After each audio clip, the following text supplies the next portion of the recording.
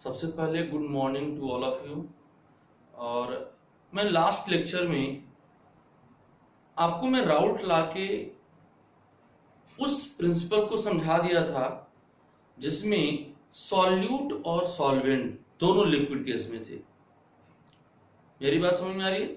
राउट law के उस principal को मैं आपको समझा दिया था जिसमें दोनों कंपोनेंट्स लिक्विड स्टेट में थे। और मुझे उम्मीद होगा कि आप सभी लोगों को समझ में आया भी होगा। और अगर कोई भी दिक्कत भी होता है, कोई डाउट होता है, उससे कोई क्रॉस क्वेश्चन होता है, तो आप हमको उसके कमेंट बॉक्स में जरूर सजेस्ट करिए, और तब जाके मुझे लगेगा कि मैं और बेहतर उसको आपको प्रोवाइड कर सकूं। आप जब तक उसमें कुछ सजेशन नहीं डालेंगे, कुछ कमेंट नहीं डालेंगे, तब तक हम और बेहतर नहीं बना पाऊंगा। और मैं चाहता हूं कि आपको बेस्ट से बेस्ट, सबसे अच्छा और आसान तरीके से आपको मैं कंटेंट प्रोवाइड कर सकूं।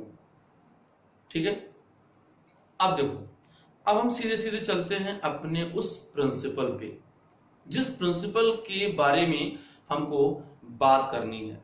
उस प्रिंसिपल के बारे में बात करेंगे जो प्रिंसिपल बचा हुआ था, जो राउट लॉ का ही प्रिंसिपल है। बस उसमें ये देखना है, अब सलूशन हमारा अलग होगा। अब वहां पे जो सलूशन लेंगे वो सलूशन पहले वाले सलूशन से डिफरेंट होगा। यहां पे जो सलूशन हम लेंगे उस सलूशन में सॉल्यूट और सॉल्वेंट तो होगा, बट जो सॉल्यूट होगा वो नॉन वोलेटाइल सॉल्यूट होगा। और आपको मैंने नॉन वोलेटाइल सॉल्यूट होता क्या है इस बात को भी मैं समझा दिया था इसके प्रीवियस वाले लेक्चर में।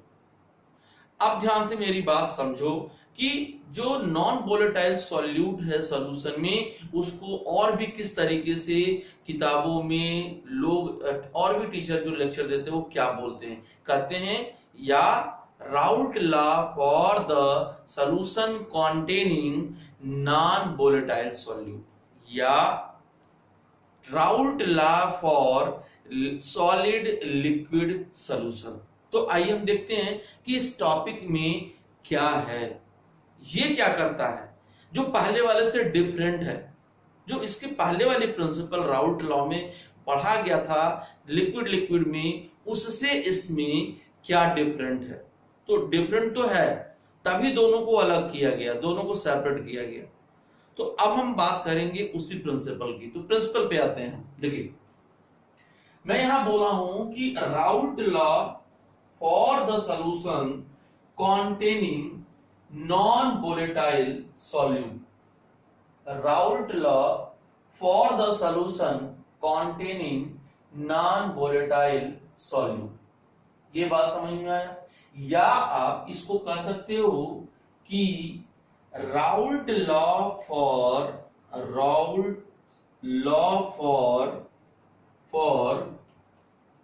Solid liquid solution. बात वही हुई, बस कहने का तरीका अलग अलग हो गया। ठीक है, ये थोड़ा सा एक अच्छे टर्म से यूज हो गया, यहां पे आपको सॉल्यूट हो गया। तो यहां पे समझो कि एक सॉलिड है, एक और बी दो आपका कंपोनेंट है, और ये क्या बना रहा है, आपका सॉल्यूशन बना रहा है। तो कौन सा सॉल्यूशन बना रहा है? ये बना रहा है आपका बाइनरी सॉल्यूशन। ये क्या बना रहा है? Binary solution. और हम लोग को बाइनरी सॉल्यूशन में ही स्टडी करना है। अब मेरी बात ध्यान समझो, ये आपका क्या है? सॉल्वेंट है, और ये आपका क्या है? सॉल्यूट है। तो सॉल्वेंट और सॉल्यूट में बेटा एक ही कंपोनेंट ऐसा है जो वोलेटाइल होता है।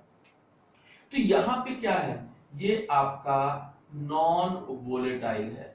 और नॉन वोलेटाइल को हम एक बात और कह सकते हैं कि ये सॉलिड हो सकता है। ठीक है, और ये क्या होगा? ये आपका लिक्विड है। और लिक्विड ये तो वेपर बनाएगा, बट ये वेपर नहीं बनाएगा। तो बात तो वही करना है। बात क्या करना है? इसी के बारे में बात करना है। तो एक चीज समझो कि मैंने क्या किया, ऐसे ध्यान समझो, आपको एक एक पॉइंट में आपको क्लियर करूंगा। एक कंटेनर है, एक कंटेनर है और इस कंटेनर को मैंने क्या कर दिया, क्लोज कर दिया, यहां पे पैक कर दिया। और पैक करने के बाद यहां पे मैंने वाटर के मॉलिक्यूल, आपको समझाने के लिए इस तरीके से डायग्राम मैं रिप्रेजेंट कर रहा हूं, तो आप ऐसे समझिएगा, ये वाटर के मॉलिक्यूल हैं।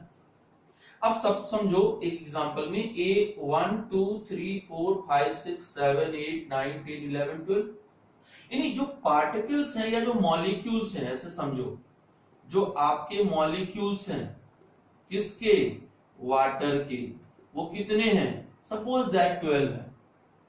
और अगर ये प्योर फॉर्म में है, इसमें और कुछ भी नहीं है, सिर्फ सॉल्वेंट है, आप हीट कर रहे हो, तो क्या बनाएंगे, एक इक्विलिब्रियम एग्जिस्ट करके, और यहाँ पूरा का पूरा क्या एग्जिस्ट करेंगे, प्रेशर एग्जर्ट करेंगे, यहाँ पे प्रेशर एग्जर्ट करेंगे। आपका मेरी बात समझ में आ रही है, ये प्रेशर एग्जर्ट करेंगे। तो ये इट मे बी कि ये 12 मॉलिक्यूल जो हैं फॉर्म वेपर, ये वेपर बना दे, यहाँ पे कोई दिक्कत नहीं है, पूरे के पूरे मॉलिक्यूल वेपर का फॉर्मेशन करा, तो आप कह सकते हो कि ये 100% एक एग्जांपल के तौर पे वेपर बना रहा है। तो जो प्योर फॉर्म में होता है उसका वेपर प्रेशर क्या होता है, P0A हुआ। ये क्या है, कांस्टेंट वैल्यू, आप जानते हो। लेकिन यहां पर एक प्रॉब्लम है, प्रॉब्लम क्या है, अब यहां पे मैं सॉल्यूट डाल दिया, वो भी नॉन वोलेटाइल। तो नॉन वोलेटाइल सॉल्यूट डालने पर कुछ सॉल्यूट के पार्टिकल्स जो हैं इन वाटर के साथ एसोसिएट हो जाएंगे। देखो ये एसोसिएट, मान लीजिए 4 पार्टिकल सॉल्यूट के हैं जो नॉन वोलेटाइल है, ये क्या है, ये सॉल्यूट के पार्टिकल्स हैं, ये आपका है पार्टिकल्स ऑफ सॉल्यूट, ये आप समझिए। और ये सॉल्यूट किस नेचर का है, ये सॉल्यूट नॉन वोलेटाइल नेचर का है, यानी वो वेपर नहीं बना रहा है। इस बात को ध्यान दो कि वो वेपर का फॉर्मेशन नहीं करेगा। अब एक बात और समझो कि ये आपका क्या है, ये वेपर बना रहा था पहले, अब क्या हुआ कि ये तो वेपर बनाएगा नहीं, ऊपर से ये इसको भी वेपर बनाने से क्या करेगा, रोक देगा, वो वेपर नहीं बनाने देगा।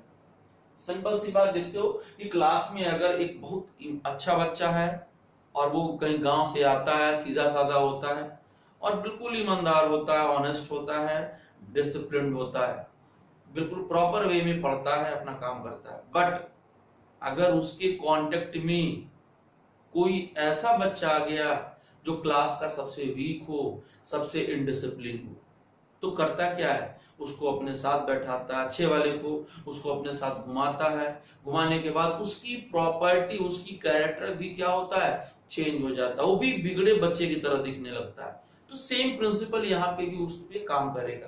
क्या काम करेगा वो बात करते हैं। तो यहाँ पे क्या हुआ ना कि अब ये सॉल्यूट का जो पार्टिकल्स है वो वेपर तो बनाता नहीं था, वो नॉन वोलेटाइल था, ऊपर से इसको भी वेपर बनाने से रोक रहा है। इसका मतलब कि ये 4 पार्टिकल्स ऐसे हैं जो वेपर नहीं बना रहे हैं। इसका मतलब अब सॉल्यूशन का जो वेपर प्रेशर होना चाहिए वो उतना नहीं होगा जितना सॉल्वेंट का था।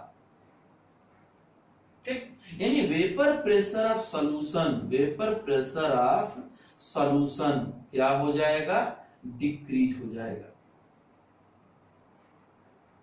अब इसका यहां पे दोनों में क्या होगा कि P0A की वैल्यू हमेशा PS से क्या होगा, ज्यादा होगा, क्योंकि पूरा का पूरा पेपर बना रहा था, ये कम बनाने लगा। तो इसी के बारे में पढ़ना है, आखिर ये होता क्या है।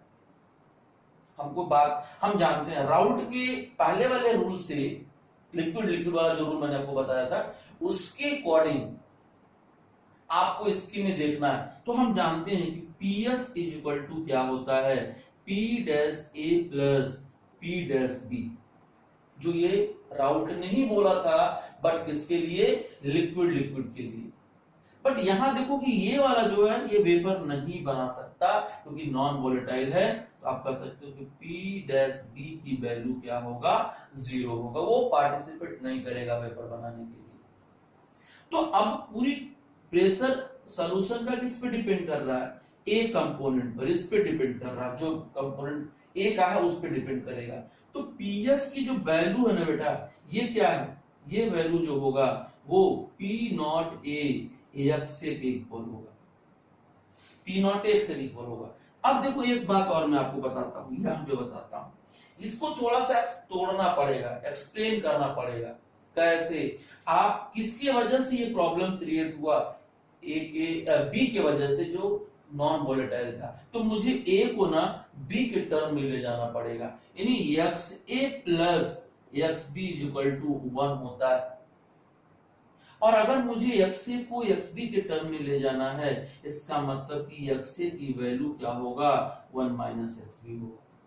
अब यहाँ पीएस जो होगा ना बेटा, वो P naught A 1 minus X B के टर्म में आ जाएगा, क्योंकि इसी के वजह से ये सारा खेल हो रहा है, डिक्रीज हो रहा है पेपर प्रेशर। मेरी बात समझ में आ रही?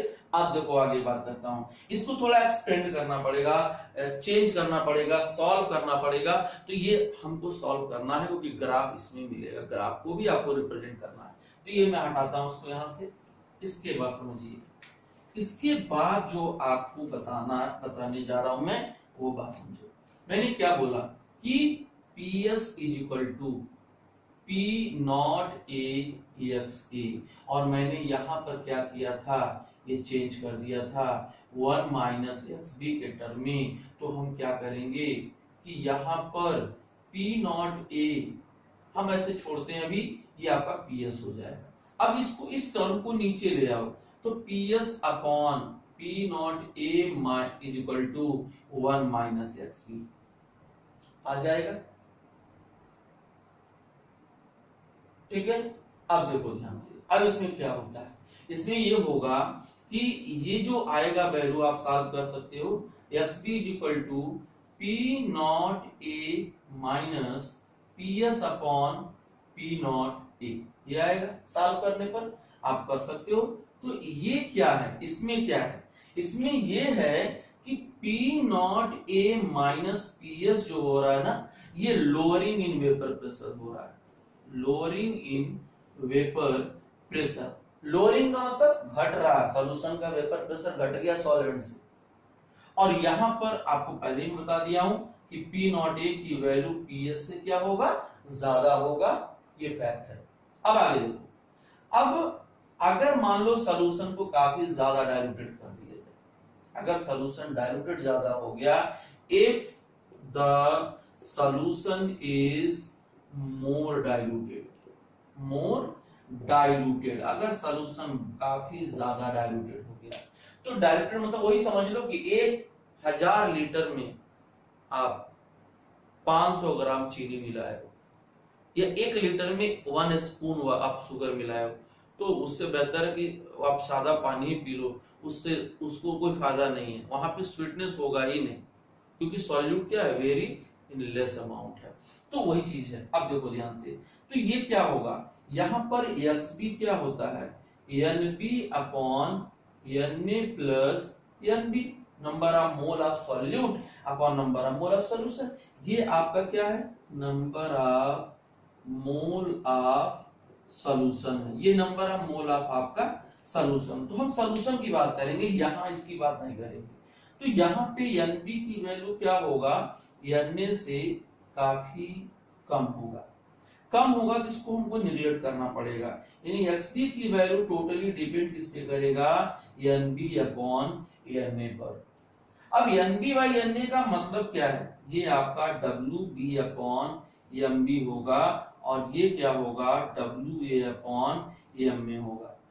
अब इसको सॉल्व करोगे ना, तो ये एक फार्मूला और प्रोवाइड करेगा, और इस फार्मूले का इस्तेमाल करके हम क्या कर सकते हैं, वैल्यू निकाल सकते हैं।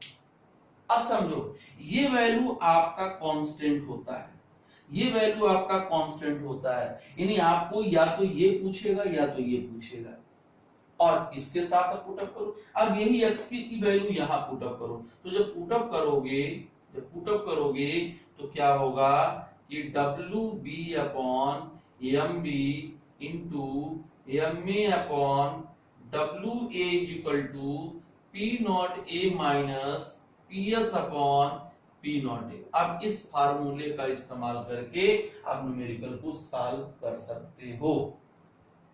मेरी बात समझ में आ गई? दूसरी बात क्या है, कि यहां पे आप इस केस की बात अगर करिए तो यहां पे क्या देखने को मिलेगा आपको, यहां ये मिल रहा है कि जो P not A minus P S है, मैंने बोल दिया कि lowering in vapour pressure, but अगर ये नीचे P नॉट ए आ गया तब वो आ जाएगा कि relative lowering in vapour pressure. अब वो कॉलिगेटिव प्रॉपर्टी को इंडिकेट करना स्टार्ट कर देगा। कॉलिगेटिव प्रॉपर्टी आगे हम लोग बात करेंगे।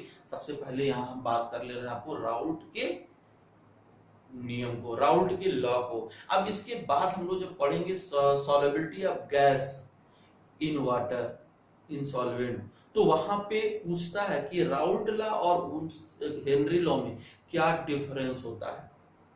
तो ये कौन से प्रिंसिपल हमने देखा, राउल्ट लॉ किसके लिए, ऐसा सॉल्यूशन जिसमें एक ऐसा कंपोनेंट है जो वेपर नहीं बना रहा है, वो नॉन वोलेटाइल सॉल्यूट के फॉर्म में दिख रहा है। ठीक है, तो नॉन वोलेटाइल सॉल्यूट अपने को भी तो बर्बाद कर रहा है, अपने भी वेपर नहीं बना रहा है, ऊपर से वो सॉल्वेंट के साथ भी जिनके साथ वो अटैच हो रहा है ना, उनको भी रोक दे रहा है कि वेपर नहीं बनाने दूंगा। तो वहां पे बात होती है कि आखिर तो किस पे डिपेंड करेगा, तो वेपर प्रेशर टोटली सॉल्यूशन का उस एक ही कंपोनेंट पे डिपेंड कर रहा है, क्योंकि वेपर वही बना रहा है, जितना भी बन रहा है चाहे कम बना हो या ज्यादा, लेकिन डिपेंड किस पे करेगा, वो एक ही कंपोनेंट पे डिपेंड करेगा और कहीं डिपेंड नहीं करेगा। तो इस पे भी आपका न्यूमेरिकल आता है, पूछता है। तो ये आपका आज के वीडियो में मैंने आपको राउल्ट के रूल को क्लियर कर दिया। और एक और आपसे रिक्वेस्ट है कि अगर आपको ये लेक्चर समझ में आता है, आ रहा है, क्लियर हो रहा है, तो आप हमको और अच्छा करने के लिए, और अच्छा लेक्चर प्रोवाइड करने के लिए थोड़ा सा हेल्प करिए।